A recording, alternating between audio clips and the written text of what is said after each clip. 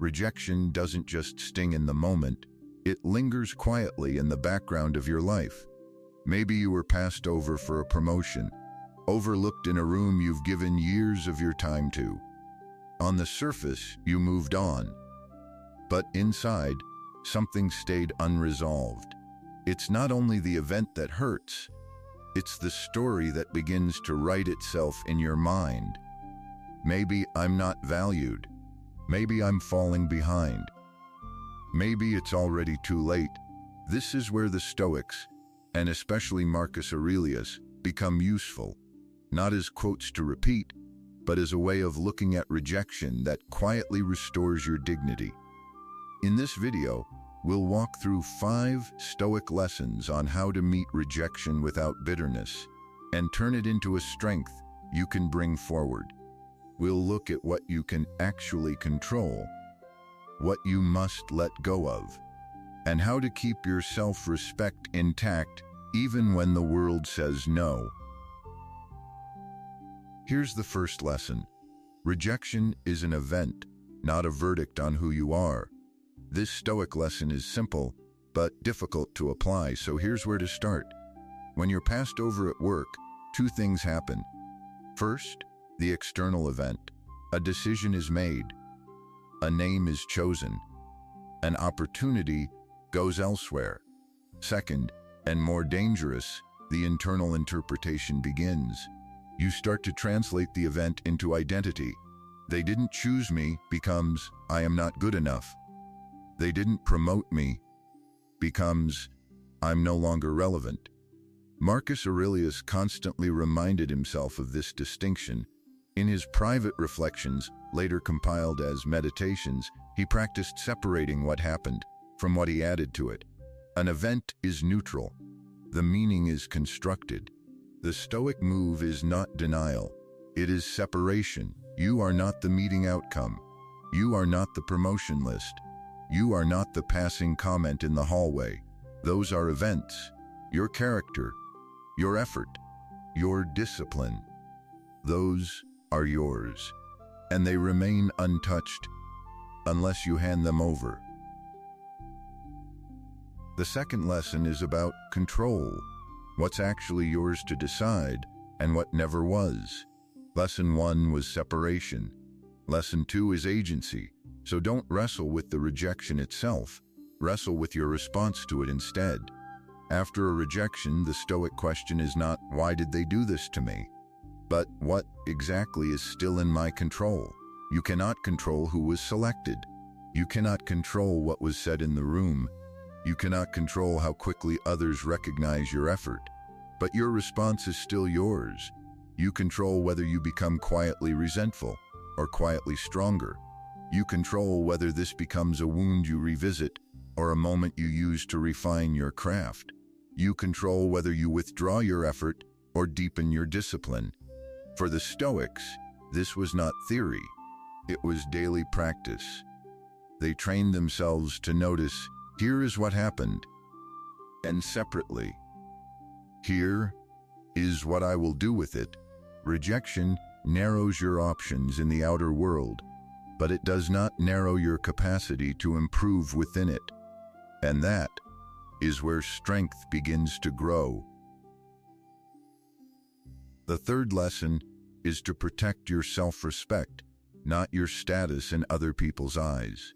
After rejection, something subtle begins to shift.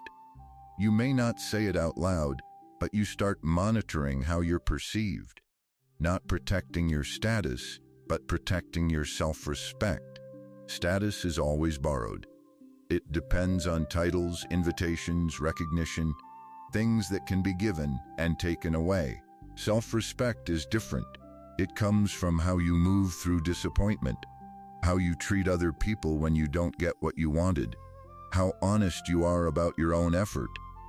After rejection, the temptation is to let your standards slip, to speak with a bit less care, to work with a bit less attention, to quietly decide that none of it is worth your best anymore. The Stoic view is the opposite. This is precisely when your standards matter most. Because now, you are no longer performing for approval. You are acting for your own conscience. You may have less status in the eyes of others, but you can walk down the hallway knowing you did not abandon your own respect for yourself. And that is a kind of dignity no rejection can take from you.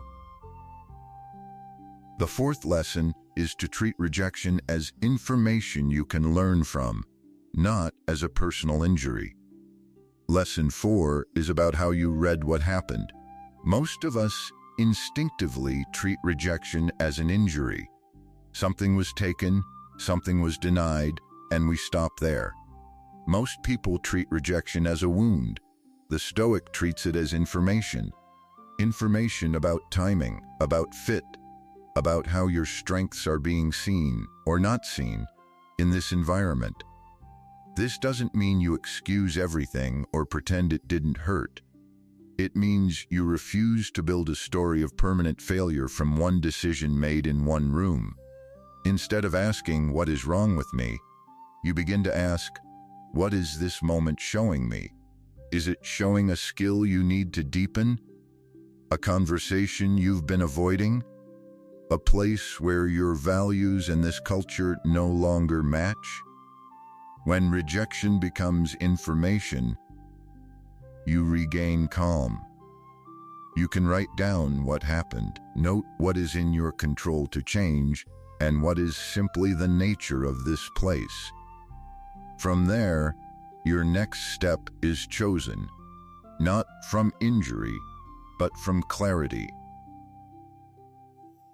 And the fifth lesson: bitterness is a weight you end up carrying long after everyone else has moved on. There is one final risk after rejection. Not failure, not loss, not even disappointment, but the slow heaviness of holding on too tightly. Bitterness rarely announces itself. It shows up as a hardened tone in your voice, a tightening in your shoulders, a quiet decision to stop caring while still staying. On the surface, you are still there, still doing the job, still answering the emails, but inside, something has shifted.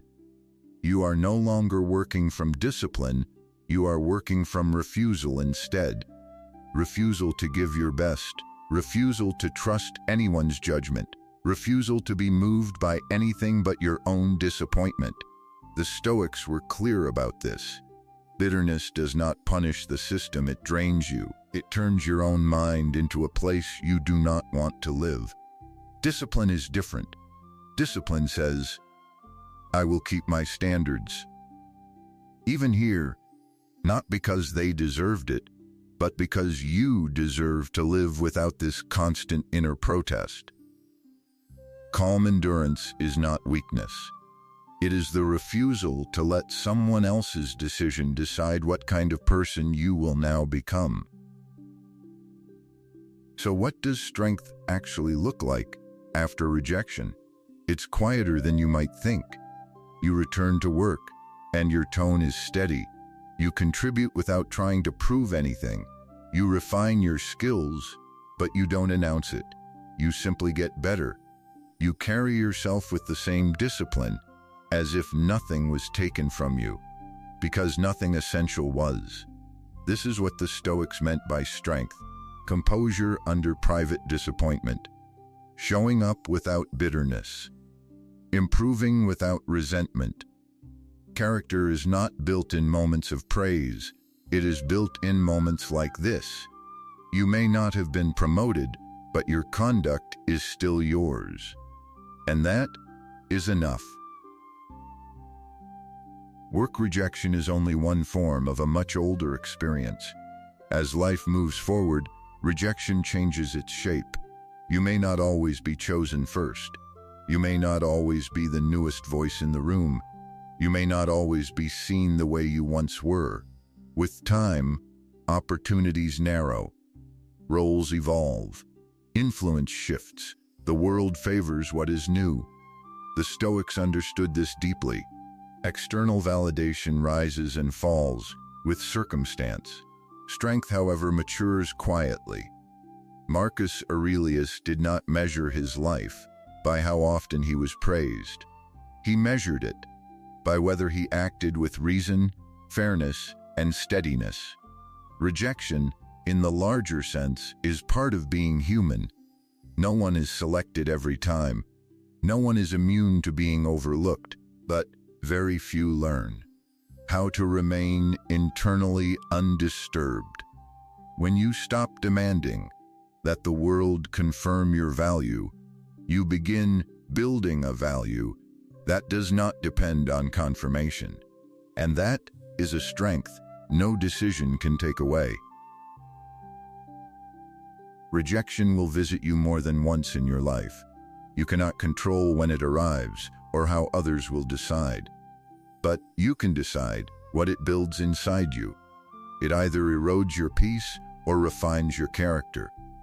The Stoic practice is to let each rejection become a quiet sharpening, not a lifelong wound. Grounded enough to feel the sting without denying it. Grounded enough to stay steady without pretending it never mattered. Grounded enough to move forward without dragging bitterness behind you. Your worth was never decided in a single room, not in a meeting, not in a promotion, not in any moment where someone else said no. This channel is for those who prefer that kind of strength. If you'd like more Stoic reflections like this, you're welcome to stay and to join me in treating rejection not as a verdict, but as one more chance to practice who you'd rather become. And if you'd like to go deeper into Stoic responses at work, this next reflection is for you.